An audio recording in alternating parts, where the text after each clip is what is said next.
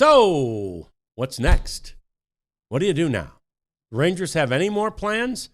The Rangers have any more money? Let's talk about what happens if they don't. Next, it's the DLLS Rangers podcast.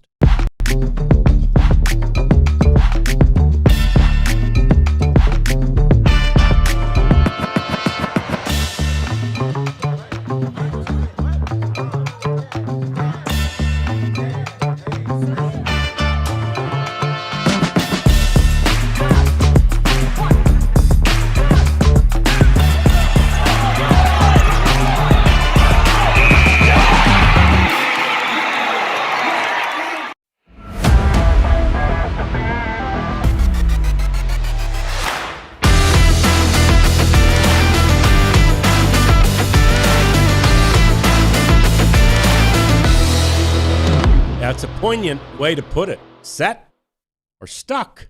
Which is it for a Rangers team that is headed towards spring training now in less than a month and maybe not a moment too soon? Hopefully they won't have to deal with too much winter right here in North Texas this weekend before they get there. Hi there. Welcome into the DLLS Sports Studios. John Radigan here with Jeff Wilson. It's the DLLS Rangers podcast. We've got the Queen in-house, and she's training. That's Kat, you know. She's training another good friend, Joseph Perales, who pretty soon we will get everybody from Bally here. And the truth is, as I've told you guys a million times, we weren't the problem, right? It was who was distributing it that was the problem. We did damn good work over there, and it's always good to have good people here to help us and make this show better for you. So we welcome Joseph, who's training today, and we welcome you into the chat. Leon, great point about Rangers, our former Rangers, possibly getting their call to the Hall today. It looks like a couple will, and we're going to talk about that later on in the program as we run through that. And we start, though, Jeff, with this thought that I had, as I was thinking about all these college kids from last night's game, which, by the way, was such a great game. Fantastic. And how so many of them, right? They go to their training camp every year, by God, to win a job, right? Because there's competition at every single position. And really, this isn't unique or singular for the Rangers. But when you think about the Rangers' position battles at spring training this year, there's one, right? Yeah. There's second base. Yeah. And we're going to talk in the next segment about how to or what to do with basically the 3+ outfielders.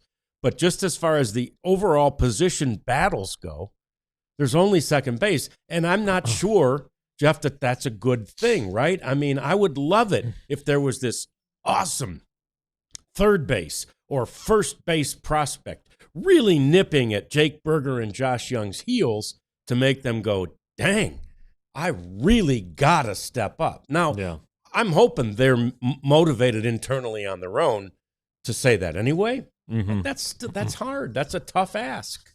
It is, and that's part of why you do so much background work on makeup and the type of person they are, and the competitiveness, and it's not just competing against, Abby Ortiz for Jake Berger, the V minor league first baseman, I guess. It's about, competing against yourself and wanting to make yourself better. And I think that they all have the will to do that, and they should. And that's kind of what Chris Young has suggested here a couple of times as we've talked to him in the offseason, is like, these guys kind of are motivated because they were so bad last year. Right. And Chris isn't really sugarcoating it, so, yeah.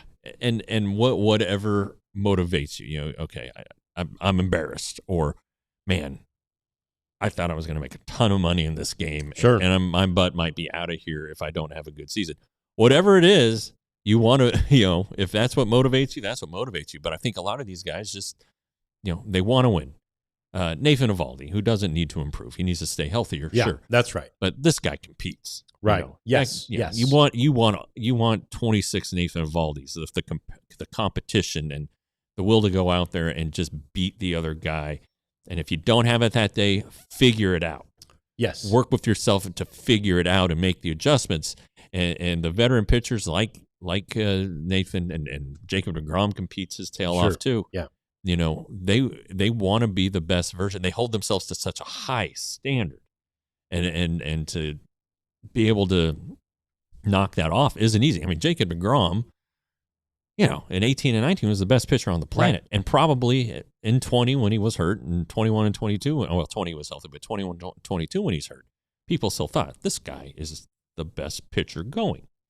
And it's hard to be the best pitcher every year. It really is. But that's his goal. And you talk to him after every start. He gives up 1 run in 6 innings. Like, boy, I didn't like that. Didn't like my mechanics. My fastball. Couldn't make the fastball. Yeah. So, you know, but then, as Cordua points out, Jack Leiter, you got to compete against other guys. And you hear the old cliche, iron sharpens iron. You know, you bring in guys to camp and let them compete against each other. And I think you're going to get that at second base. You're going to get Josh Smith working hard and trying to improve against lefties, trying to, and he was pretty good 2 years ago, but trying to figure out a way to sustain his success. You're going to have guys like Evan Carter, who is going to be competing because he wants to go in there and face every left-handed pitcher he can. Sure. And show them that he can be an everyday pitcher. Yeah. You know, you're going to have Cody Freeman and Ezequiel Duran and Michael Hellman and you know, we brought up Justin Foscue yesterday. They might see an opening there at second base for some playing time. And so you're going to see them. I bet they play, you know, let's say the first 3 weeks of games, I bet they play in every one of them. Yep. You know, maybe get a day off, but sure. You know, so come in late, hopefully get some starts maybe on the road, you know, when the veterans don't want to go to Mesa or something like that. So but as far as the 9 positions, you're right. Second base is the only one where it's like, who's going to be the second baseman? And we're pretty sure we do know. I mean, we're pretty sure it's going to be Josh Smith, and you know, he's not assuming that, as he shouldn't. He's like, no, I have to still win this job, and there is obviously a lot of competition for it. Sam Haggerty, we've mentioned, and Michael Hellman, and of course Ezequiel Duran, to me, would be another good option at second base. But, you know, could Zeke do enough in spring training, let's say, to push Josh Young? You know, I don't know. I don't know that he gets that opportunity even. Right. And so then has it become a flaw of the approach of really more so the team or the organization than of the players, right? Like, gosh, can't we figure out a way to make sure and there's nobody to put. I guess Justin Foscue could, but he's not much of a first baseman. He's more of a second baseman. Yeah. But there's nobody to really push on Jake Berger. Right. Yeah, so it's like, where's the internal competition, those battles that get you so fired up and get you so ready for the season? Like I say, I'm sure we could go through the other 29 teams and say, well, yeah, pretty much every position's set there too, because you're only looking, as we talked about with Mike Bassick on Friday, you're only looking for 4 players. Oh, strike that. You're really only looking for 3, because for sure one of them's a backup catcher. Right. So there's the way the rosters are constructed with so many pitchers now, there's only room for 3 bench players again. And then the catcher. Right. The backup catcher. Yeah. And those guys have to be versatile. They do. You know. Yeah. That's why having a guy like having a DH only guy. You know, let's take away what Jock Peterson did last season. Having a guy that can only do one thing, and that's hit. Right. Does not create a lot of roster flexibility. It really doesn't. You know, and especially when he can only hit right-handed pitching. And they tried to play him at first a couple times, and it was okay, I guess, but they didn't do it regularly. No. They were like, no, this is. And after he came back, I don't think he played first at all. Right. You know, and he didn't, even in, like, we'd watch him pregame, you know, during batting practice and stuff over there working at first. He didn't look comfortable then. Right. Much less in the games, you know? Yeah. I mean, I think, you know, when you look at those guys, Ezequiel Duran can play all 4 infield spots. Yeah. He can play the outfield corners. Josh Smith, we know how versatile he is. They're trying to do that with Cody Freeman, teach him the outfield corners. He's played at second when really his best position is probably third base. He still has his catcher's gear, And Jake Berger, to his credit, can play second and third, Sure. So there are, but he's not going to be a bench guy. But all these bench guys can play multiple positions, and so and as silly as it is, we are we as writers, that's going to be one of our huge stories. Sure. Who is the bench? Right. Who are the last three guys who are going to be on the roster, position player wise, and then who will be the last person on the last two guys in the bullpen, right? And maybe there will be a rotation battle. But who you could easily see left off is Cody Freeman. Yeah. And Alejandro Osuna, right? Sure. Because I would think the odds-on favorites become, obviously, Ezequiel Duran, Michael Hillman, and Sam Haggerty. Yeah. And then your backup catcher. Right. And I still, while the Rangers have said Josh Smith's the front runner, he still has to earn it. And again, definitely does. does. What happens if Josh Young or Corey Seager, who've been injured in past springs, Sure. what if they're hurt to start the season? Right. Where do you want to play Josh Smith? I know. And that's I want him available for he's short. He's probably your best shortstop. Yes. So there are a lot of things that could happen that could just mess up the second base picture, and could create some other guys on the opening day roster who may not probably wouldn't be otherwise. It happened last year with the rotation when Gray and Bradford were hurt. Rocker Rocker got pushed in, and so did Leiter. Honestly, Leiter is probably going to be a reliever, bullpen guy. So speaking of Bradford and the will to compete and going in and winning your job, that's the one thing that he's done so well the last two springs. Yes, he's gone in there, and from the very first time out, he has been in I've got to win a job mode, and some guys are just wired that way and can do it.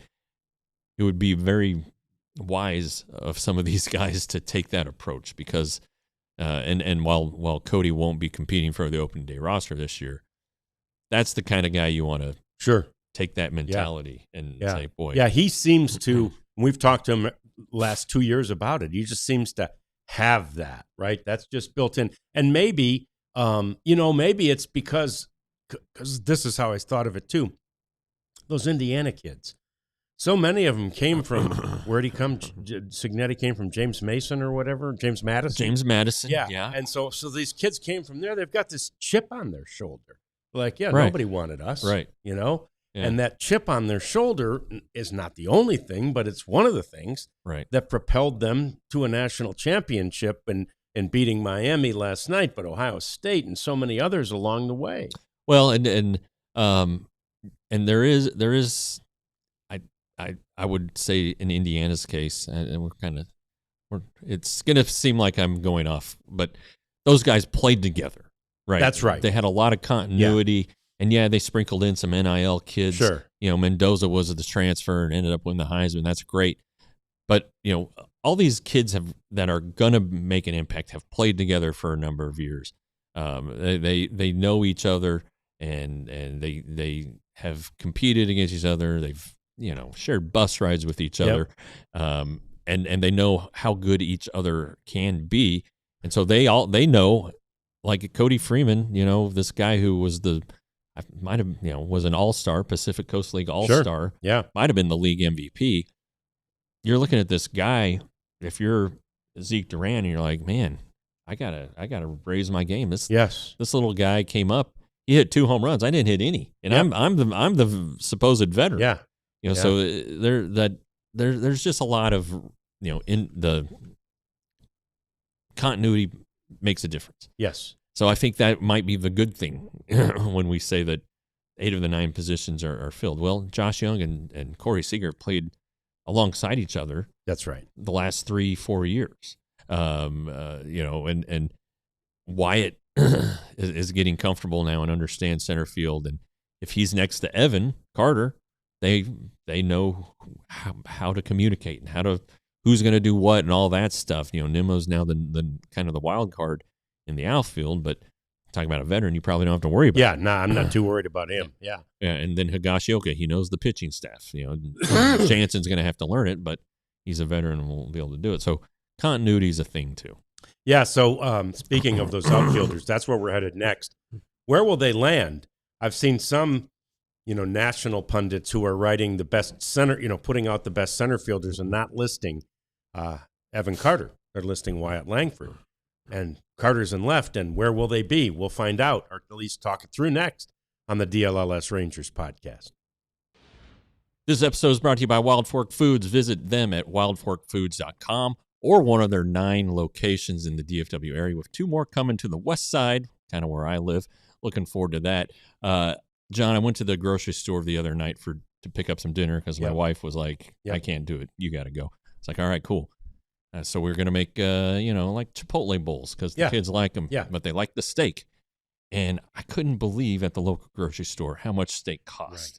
Then I was like, my God, Wild Fork Foods is where you got to get your meat. It's so much cheaper. Every Monday they have a marketing meeting where they go over the prices for all the places that sell meat in the area, and then they go to the lowest price and beat that. Yep. And I mean, it was outrageous. I couldn't believe how much I paid for a steak. It's like I should have just gone out to a restaurant or something. But anyway, wildforkfoods.com. They have the best meat, the best variety, and the best prices. Visit them today. That is such a good idea, as is Mars Men. Oh, man, do we like Mars Men, because it's that time of year, man. It's gray outside. It's chilly. We're expecting some precipitation, and you just feel a little run down. Guess what? It's not the weather. It's your testosterone, man. You need to have a little boost in the testosterone department of your body. There's no doubt about that. Almost everybody needs it. A lot of times people have the right amount of testosterone, and there's this enzyme in there that kind of locks it up and won't let it be used by your body how it wants to use it. Here's the thing. Mars Men. You see that? Mars Men comes in this. This is a beautiful little tablet, and for a limited time, our listeners get 50% off, plus free shipping. That's 50% off for life, plus free shipping and free gifts at Mars Men. So let's talk outfield, shall we? And figure out where these guys are going to land as they go. Like I say, Jeff, I was seeing highest ranked left fielders and center fielders the other day by somebody. And it was like, they had Wyatt Langford in center and Evan Carter in left. You just mentioned that they play next to each other. Where do you think each will be if they're playing next to each other? Well, I thought one of the things, the big highlight things that came from the winter meetings was the Rangers saying that essentially they view Carter and Langford as equals in center field. Right. Which is really kind of a surprising thing considering where Langford came from only 2 years ago. Right. As the concerns of his defense, and now all of a sudden they think he could play center field. The premium position of the outfield. Yeah. And if you wanted to make a case to put Evan in left, it would be, the wear and tear factor on the back and all that stuff. But of course, his best position is center field. So I think if you're going to, move out a right fielder who's as good as Adolis Garcia, at least play to your strengths, and keep Wyatt in left and keep Evan in center. But I do think that the whole platoon thing with Evan Carter is an absolute factor. And if Evan isn't going to play, then you need to go ahead and put Langford in center field and figure out the corners. You could put Nimmo in left and then put somebody in right. I still think that, and this kind of goes back to yesterday with all the Miguel Andujar buzz, there are some right-handed hitters, right-handed hitting outfilders, still free agents who make sense. Andujar, okay. I still don't think Austin Hayes is signed. And that's a guy who can do a lot with the bat and can hit left-handers really, really well. So we'll kind of that's one of the things at spring training that does have to play out. It really does. And excuse me, don't worry who said it. Somebody, Benny, we're not talking about a platoon. Or no, it was Uncle Ted, sorry. So now we're talking about platooning Langford and Carter. No. Langford will not be platooned, right? Right. Langford's playing. That said, I remember, and sometimes you have to look at the conversations that we have with guys like Chris Young or Ross Fenstermaker, and they're not necessarily on the record. They're just conversations. But just having a chat with Chris Young at the GM meetings, which was way back in November in Las Vegas. But he said, we're going to basically have to find a platoon guy for center. Like, he just said it. And this is before Nimmo, right? Yeah, it would have been before Nimmo. He might have even said a platoon guy for center that could also play right. But I think, again, in his mind at that day in Las Vegas, he was thinking Evan Carter's our center fielder. That's why you need a platoon guy for there. And who knows who he may have been thinking about, Osuna as the potential in right field, not even sure. But now I think it's pretty clear that while Nimmo has not spent a lot of time in right field, he's going to be the right fielder. Yeah, more times than not. Okay, that's fine. He's said he's a pro. I just need some time to need some reps. And he's got to learn the little the corner issue and the bullpen issue in right center that the wall can cause bounces that go funky. That's how Langford got his first career home run, that first inside the park home run. He hit it in the right spot. But can a guy, Evan Carter, learn how to hit lefties? Brendan Nimmo says you can. He does. Yeah. But in an off season, in a spring training, maybe. I still think it's you got to see it to believe it type of situation. And Skip Schumacher is sympathetic to that. He has also said Evan Carter's going to face some lefties. Yeah. He didn't say he's going to face all of them, but he's going to face them because you can't learn to hit him if you're never facing him. That's it. It's kind of a catch-22. Yeah. But I think that's something that has to be played out. And I think if the Rangers were rebuilding, if they had stripped down the roster, if they'd also traded Corey Seager, if they had gotten prospects from the Mets instead of for Simeon, then you would see Evan Carter play every day and see if they take your lumps, sink or swim, and you take your lumps with it. But they still want to win. And if there are days when they look at a lefty and they're like, "There's no way Evan Carter's going to hit against this guy," then you're just gonna see him sitting. Yeah. And Mason, everything we see about Brandon Nimmo suggests to us that he will, or maybe already is, helping Carter out with that left-handed pitching because he seems to be that guy, sort of, if you will, the Nathan Eovaldi, like what Nathan Eovaldi is to pitchers. Yeah. Brandon Nimmo appears to be that guy for position 100%. Players. Yeah, right? it'd be shocking if if they hadn't talked. Yeah, if they haven't had that conversation. Because Brandon brought it up to us about, man, I didn't know how to hit lefties either. And I went to working on it, and I worked on it for a whole off season, and I figured it out, right? Yeah. So, hey, and Evan's got the high aptitude. He's a smart player. He does understand the strike zone. Yeah. Against both sides. It's just, I think all of his career hits against lefties are singles. Which is fine. Okay, let's say he hits 300 against lefties. Sure. But he's not, anyway, I'm just saying. And that's a great place to start, understanding the strike zone. Yes. But, developing the power and driving the ball, that's got to be a factor too,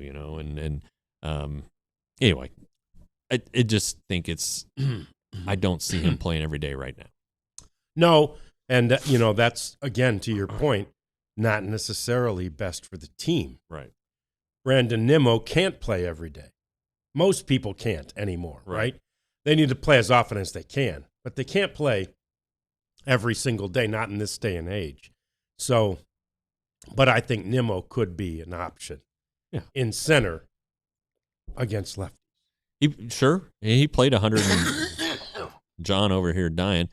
He played 150 games last year, so he's still a you think Marcus Simeon was 162. That was the goal, but Nimmo's right up there. He's going to be a 600 plus plate appearance guy as long as he stays healthy. Sure. Yeah, you could do that too. That's a possibility.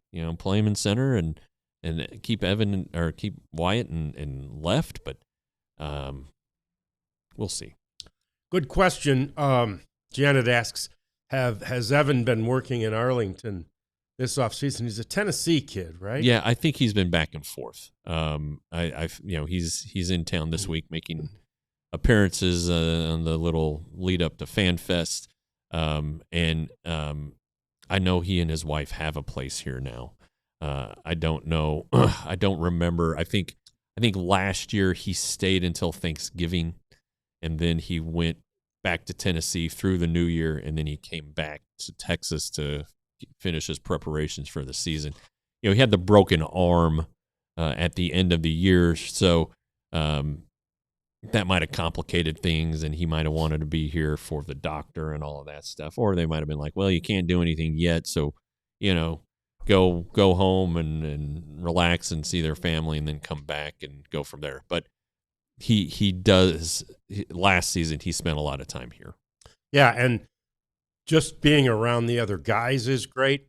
Also, right now, being around this slightly different, or vastly, in some cases, different coaching staff, right? Sure. But it's slightly different in that they were all around Justin Veely last year. Yeah, right? yeah. So they know him. But his take, his own spin on being the lead hitting coach, could make things different, could make, and skip everybody. See why? Wants a different approach. Right. So, well, I mean, there's a lot to work as far on. As approach, don't have to worry about Evan Carter. Right. That's good point. That's the thing. And so that's good. I mean, I think, geez, how they'd be excited if more guys were like Evan. Yeah. And so, but yeah, I'm sure Alex Cintron has probably been in and out. He lived in Houston. I think Eric Dorton is in Arizona, but as many times as I've flown between here and Phoenix, I know how quick of a flight that can be. Yeah, it's quickie. Easy to do. I really like the thought though of being around those coaches and having them get an understanding. And Eric's been in the organization a while, so he probably has worked with Evan previously. But still keep the conversations or pick up again, rekindle things. I think that's very important, and it does feel like though that the crew's a little lighter this year. The local crew. It does. Young and Smith. I think Latz lives here. Bradford does, but Bradford, and to what extent he's able to do stuff. Although we did see him throwing last month when we had a chance to go to the ballpark and talk to the coaches. Yeah, and I'm guessing there are others off the top of my head. I can't think of them, but I would hope that it's a big group, and I'm sure ideally that's what the Rangers would love if these guys are working out all the time together, but it's just not possible. Yeah, it's a very interesting process that they're going through, because what happened, and I see Uncle Ted, we need to get back to taking hacks at first pitch strikes. But what happened was, like, you're mixing certain metaphors, right? Yeah. As a hitter up there, and you're trying to be, what was it, selectively aggressive. Yeah. And that, I think that just was confusing. Well, and difficult, I guess. Yeah. And you saw it happen with Josh Young. He was so aggressive. He would swing at first pitches, but they wouldn't be strikes. Right. And the pitchers knew that. So that's an adjustment that these guys have to make, and like Shin-Soo Choo, right. Thought if his pitch was the first pitch, he was going to swing at it, try to hit it hard, and he would be okay with it. And again, if you swing at the first pitch and you hit the ball hard, even if it's an out, that's a good at bat. Yep. But you can't have too many of those guys. You can't have, and that's where the Rangers fell, the trap they fell into, and that the Rangers brass has finally admitted to. They had too many of the same guys last year. They did. So if Josh Young and Jake Berger and I don't know, Corey Seager are batted in the same inning, might have a 4-pitch inning. Or Marcus Semien. How many times did the Rangers have, an inning in which they saw fewer than 10 pitches? Yeah, single digit. It seems like quite a bit. Too many. Yeah.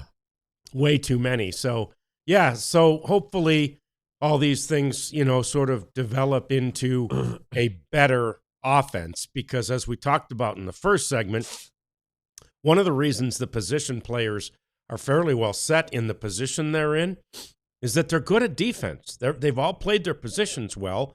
That's why the Rangers had the best fielding percentage in Major League history as a team last year. So anyway, we'll see how it all develops. We've got more coming.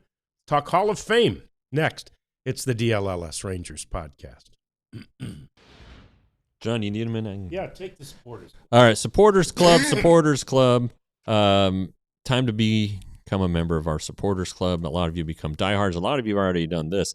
And this is the YouTube version of the Diehard Club. You get access to videos as a member of the Supporters Club that nobody else does. These behind-the-scenes deals like the one the Cat knocked out last month, I guess, or earlier this month. The one that Ben did in December from the winter meetings. Really kind of letting us off the hook, John. We gotta pick up our game. So yeah, I'm afraid they think we're not good at them. That's why they've maybe that's it. But it's easy to do. You go to our YouTube homepage, which is youtube.com, the ampersand DLLS Sports, and voila, there you go. You hit a little join button, takes you through the whole process. You get the videos, you get the exclusive emojis that you guys like to flash. You get a little badge and all of that, and it's really just another way to be the best sports fan you can be. And if you didn't have ampersand on your bingo card today, neither did I, but bingo, baby, that's a heck of a word. Yeah, you're welcome, guys. I got that a huge word. vocabulary. I like that word a lot. I like the newsletter a lot, too. And so will you. Ali writes this thing for us, and it's free. All you have to do is go to our website and scroll down and enter your email, and we'll start sending you the newsletter on a daily basis. And I really do think that you're going to really appreciate it, because Ali puts so much effort into it. He really does. He talked Rangers today, the Jacob Junis signing and all that stuff. He talked about, obviously, the Stars and the Mavs. The Mavs had a big blowout victory. I mean, actually, it wasn't as close as the final score indicated in New York yesterday. So, that was good for the Mavs and good for Mavs fans as they, continue to be what they are. But it's all there in our newsletter that you get in your email each and every day. So I used ampersand wrong, of course. So did you really? Yeah, ampersand is the and it's it's the at thingy, the A with the little circle. Are they different?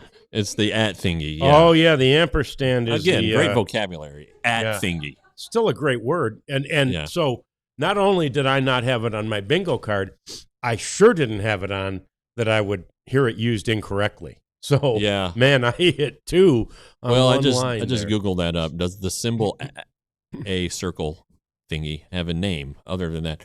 Commercial at is what is. It's called commercial at. Yeah, so I'm not going to call it that. I'm just commercial. Yeah, everybody knows what the at thingy is. God almighty. Yeah. And if you didn't know what the ampersand is, it's the and deal that Leon just put in the chat. Oh, there you go. Thanks, Leon. Yeah. And by the way, it looks like a music note.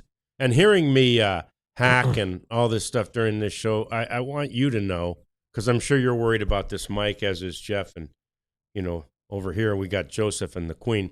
I went to the doctor. It's just this stupid mountain scenery. I'm not contagious.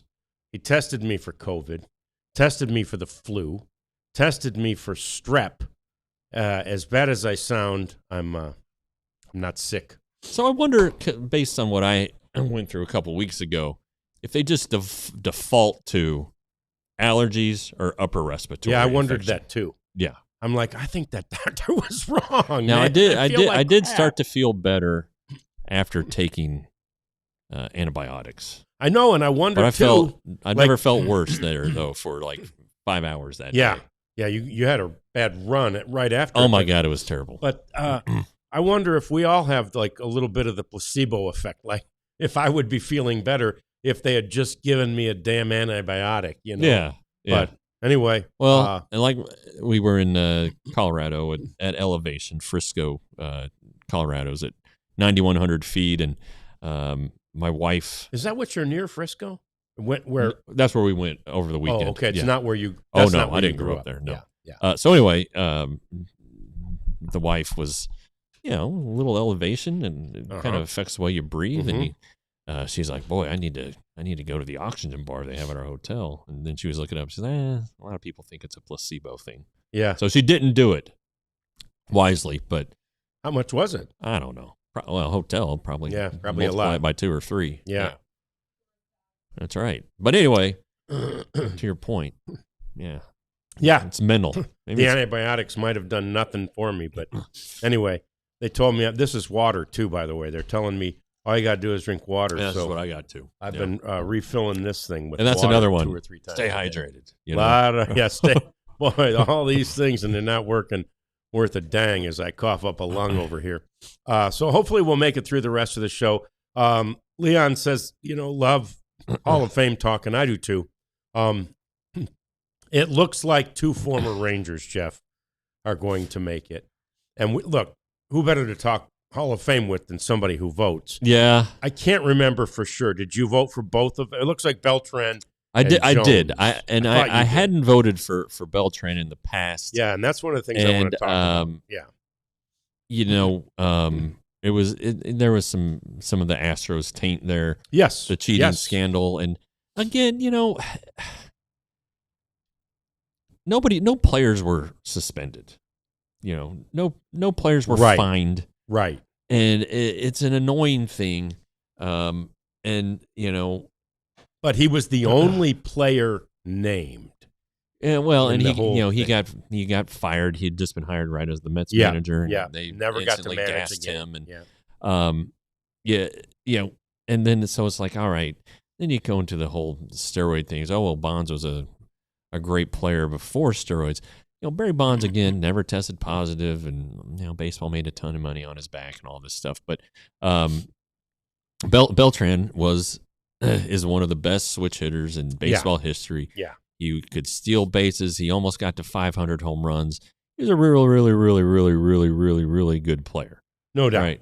No doubt. And then I saw today that Bob Nightingale, who I love, Bob and I are good friends, and during the whole World Series, the games in Phoenix, Bob and I we sat next to each other the whole time, and we're talking back and forth. We love Bob, always have. He wrote, it was kind of a get off of my lawn type of column. These people whose votes totals have surged. He started out complaining about Andy Pettitte and the PEDs, and the potential floodgate that opens, and he talked about Bobby Abreu, who I also voted for, a guy who was only an All-Star twice, and all of this stuff, never finished in the top 10 of MVP voting, and he's still around, and I get it. I get it, and the one thing that Bob kind of acknowledged, but didn't really acknowledge, is that the voting criteria is changing, analytics are changing things, and but his was he's like a big believer in, like, it's got to be the greats of the game. Yeah. And I can sympathize with that. I really, really can. But like Felix Hernandez, who I voted for, you talked about Felix Hernandez. Like, well, if you have Felix Hernandez, you got to have Cole Hamels. You have Cole Hamels, you got to have Mark Burley and all this stuff. I don't know that any of those guys are ever going to get in, is the thing.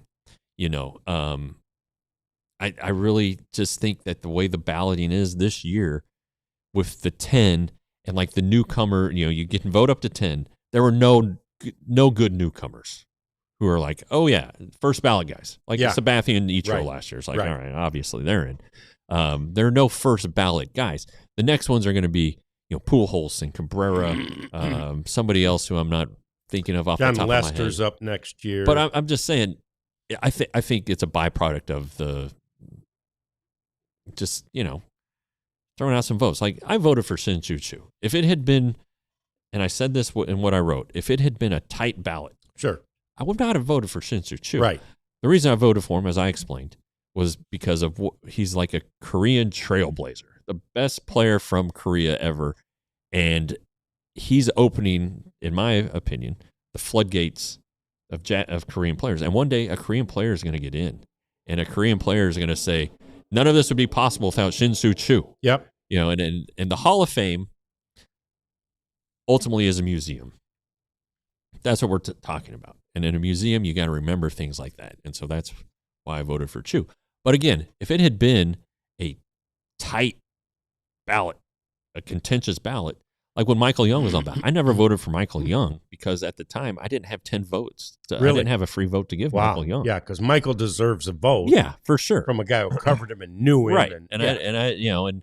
And maybe as things change, Michael Young, how many times did he hit 300? He won a batting title. He's an all-star MVP. Did he have 200 hits. Exactly. Yeah. Those things are gone. So hopefully a veterans committee, Michael will get on a veterans committee. Yeah. We're now, if we want to talk about PEDs, everybody used greenies. They did. Yeah. Handfuls of them. And what do greenies do? They help you recover. Do they help you focus?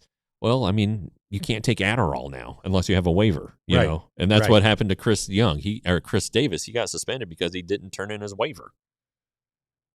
But he tested positive for something that he had had a waiver for previous seasons. Yep. And he just didn't do it, you know, and I just think that, and then, Curt Schilling, who brought up Curt Schilling?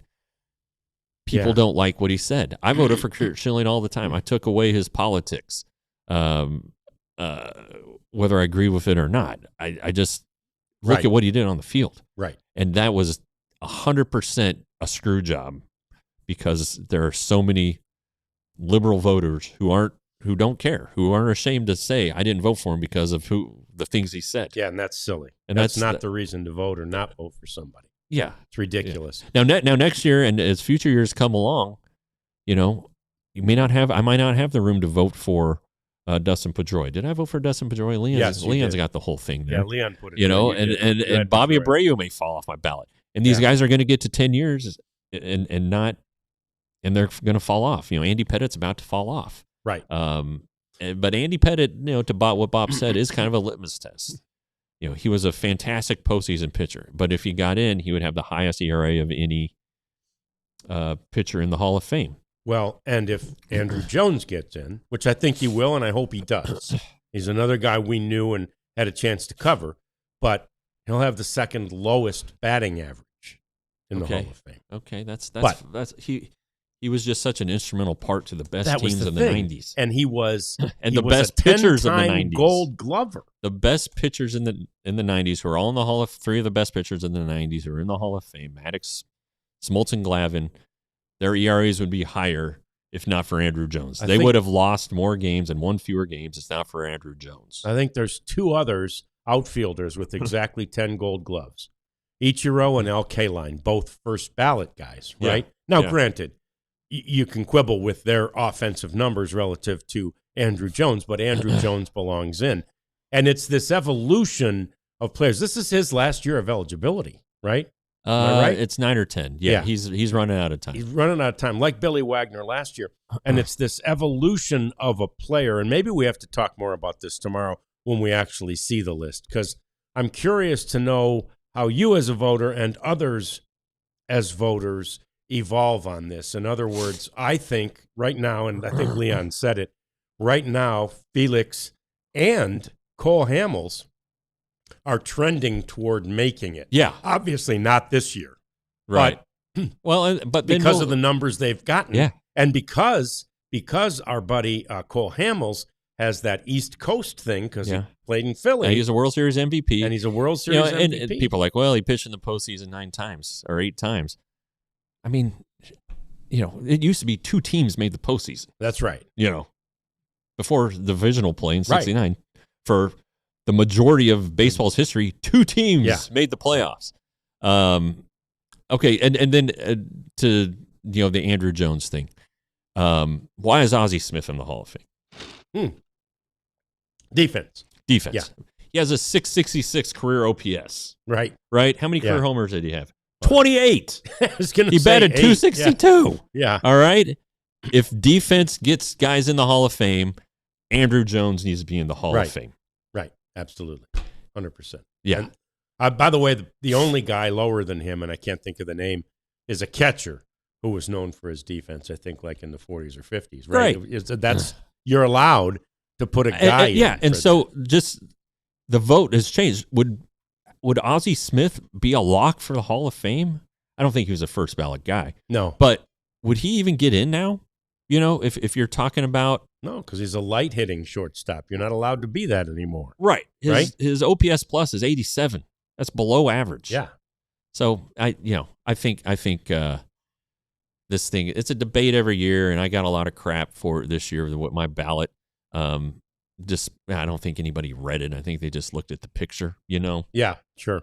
So it's like, those who read the story are like, oh, okay, I get it, I guess. But whatever. Yeah. Well, I'm looking forward to tonight to see who gets in. Me too. And thanks for that, Leon. It's Ray Schock, who is the catcher. All right. Got a lower batting average than our boy Andrew Jones, who we hope gets in. All right, let's get to the cleanup segment next. It's the DLLS Rangers podcast.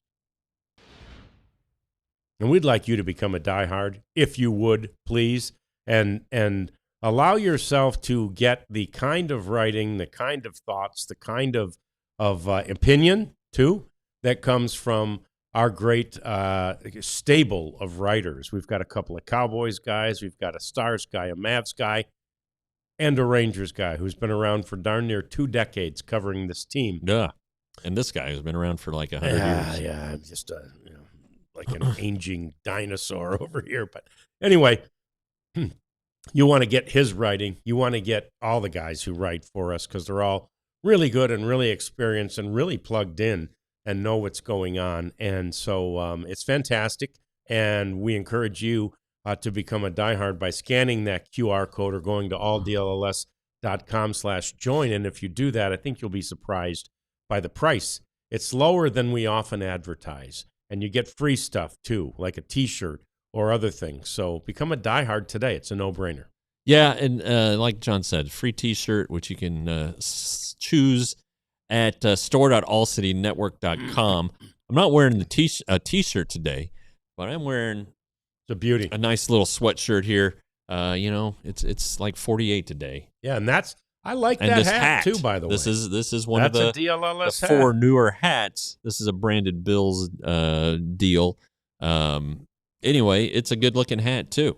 So so much to choose from, and it's like 50 plus shirts. I think we are up to 4 or 5 sweatshirts, but we have those pint glasses and coffee cups, and we don't just have the 4 teams. We have some colleges. I have two of the 2 TCU shirts. So just go over there, and you get 20% off as a diehard member. So it's a hell of a deal. It's another no-brainer. Yeah, to be honest. Okay, so we are running through some of these things on the cleanup list, and we may get back to a little bit of Hall of Fame talk as well because that was good and everybody liked it. The Braves quickly addressed their sudden need at shortstop by signing veteran Jorge Mateo to probably a 1-year contract. They got to get somebody in there because Kim's going to be out probably. I mean, you figure he's only going to be out. He's out. It says 4 to 5 months from January. So May or June. But there's some built up time too. I mean, if the recovery is just 4 or 5 months, you might need a full, maybe 3 weeks after that. Probably to get baseball ready. Yeah. Probably get him an extended rehab stint. Right. He'll probably use up a lot of those days and until he figures it out. But Mateo's a pretty handy guy. He really is. He can steal for you. He might sneak in a little power there. He can play third in addition to shortstop. So yeah, that makes sense. Yeah, it's wise. It's a quick response to something that happened yesterday. I forgot to put in the rundown, Kat, about that job posting. Did you see that? Yeah, no, we should have talked about that. So the Braves have a job opening. Oh, yeah? Job opening. Okay. It's in analytics. Okay. All right. I'm out. They're required, their responsibilities are perform advanced statistical analysis on large data sets in order to assist the decision-making of the baseball operations department. Develop and maintain models, software, reports, and any other information system developed during research. Complete ad hoc research projects as requested in a concise manner. Here's your qualifications. Must be eligible to work in the U.S. 2 years of full-time experience in a data science role, a bachelor's degree in statistics and computer science, mathematics, operations, research, or other quantitative fields. Oh. Proven experience with statistical models, Python and or R. Strong foundation of the application of statistical concepts to baseball data. There it is. And working experience with SQL and relational databases and familiarity with using a version control such as Git, whatever the heck that is. So the point is, in that whole thing, we mentioned baseball twice, right? We have to talk to the people in baseball operations, and you got to be able to relate whatever the hell it is you find to baseball. So it really is amazing. Again, there's, every computer science nerd at every college is looking at this going, I'm going to be the next Theo Epstein. I'm going to be the next John Daniels. Yeah. I'm going to be the next whoever, right?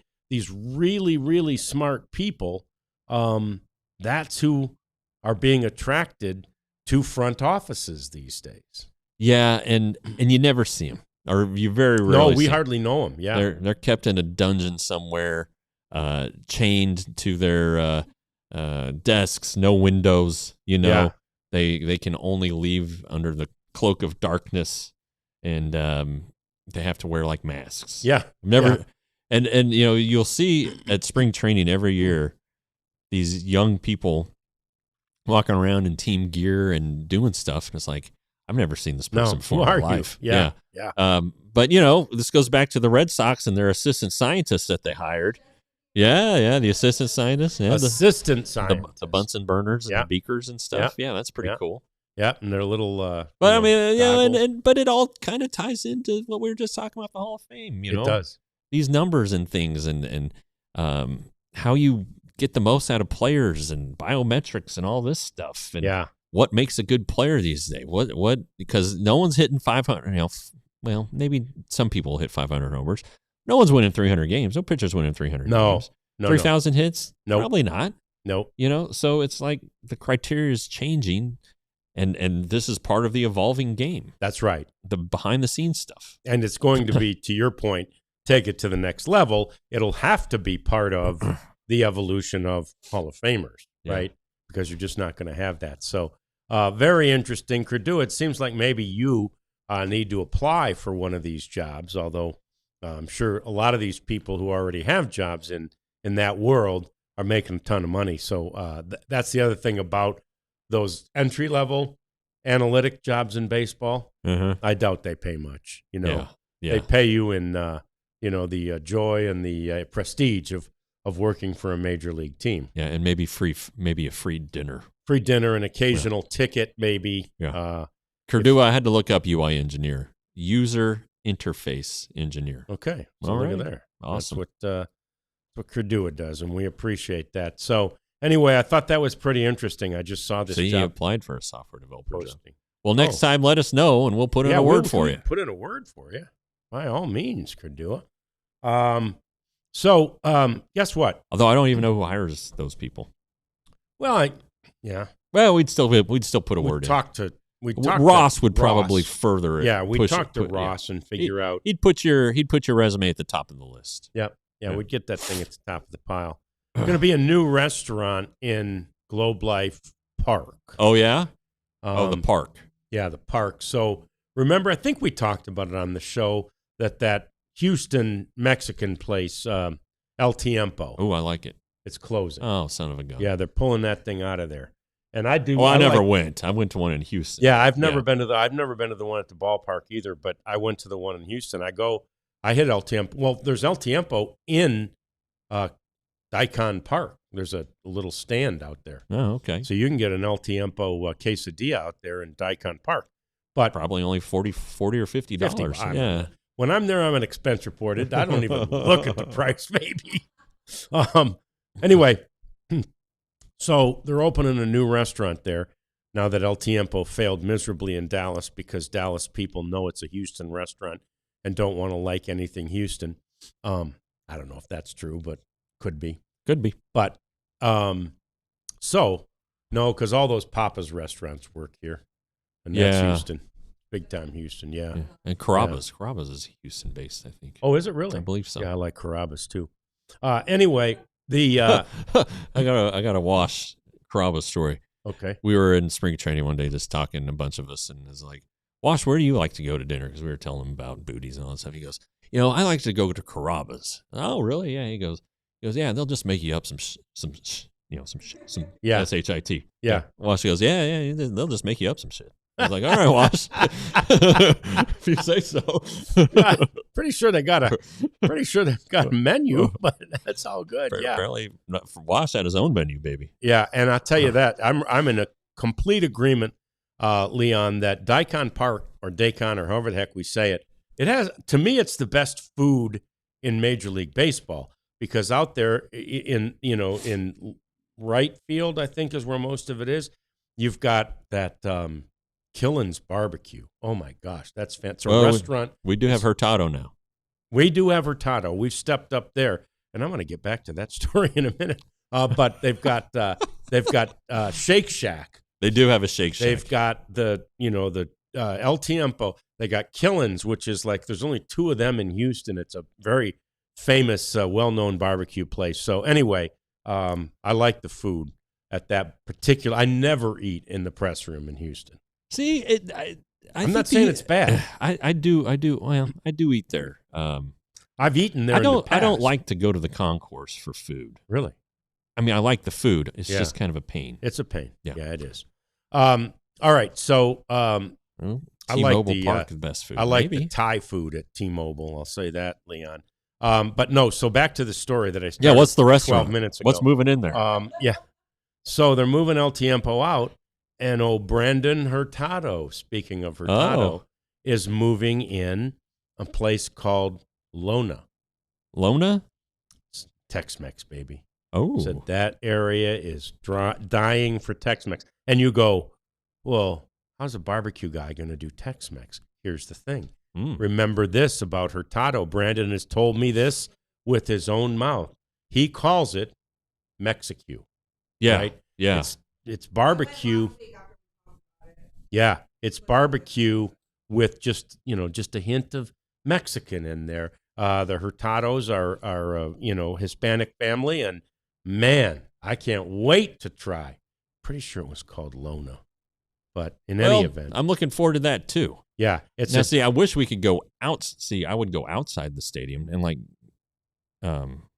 you'd go over there right across the street. Sure. But you don't want to go in the concourse? But we can't get out and then back in through that door. You got to go all the way around. Yeah, we'd have to go all the way around. It's a pain. Yeah, that is a pain. Whatever. So anyway, but I do think one of the reasons that it seems to me, and I don't know, maybe they've made provisions for this because there's a huge parking lot right there. But if they don't always let you in that lot that's right by the Texas Live and the 7-Eleven and all that. Uh-huh. So where do you park if you're going over there to? Yeah, well, I guess you don't go on game days. Well, that's Lot the B. other thing. Yeah. Lot B should be free. Yeah. On a daily basis, right? On non-game days? Maybe events they make you pay. But. Yeah. Okay. All right. So anyway, we'll look forward to a new Tex-Mex coming in there, and we always root for Brandon Hurtado, which, of course, the Hurtado barbecue stands. I think there's two now at Globe Life Field. The big one's like left field corner. Yeah. Oh, it used to be right there by the the set, Bally yeah. set. Oh, my gosh, it was perfect. We just give him the high sign and he'd have something ready for us over there. So, oh, man, I love those beef ribs that they've got there. So, anyway, that's going to do it for our show today. It's been fun having you in the chat. We like talking baseball, and God knows we like talking food. And I'm thrilled to still be alive after the near-death episode there. I was ready to do CPR. Second segment. So anyway, man, thanks for hanging out with us. We are here tomorrow and Thursday and Friday. Oh, yeah, a quick. I saw this a couple times. The Rangers are obviously aware that weather is coming in, and they are not ready to. They want to be real sure before they make any alterations to the schedule. You know, as the weathermen will tell you, those models change every 12 hours. Yeah, that's how they CYA. Yeah, that's right. Yeah, it could change. Looks bad for now. Show always looks good, though, especially with you guys in it. We appreciate you, and we'll see you tomorrow at 1 for another edition of the DLLS Rangers podcast. We all silly like the mayor.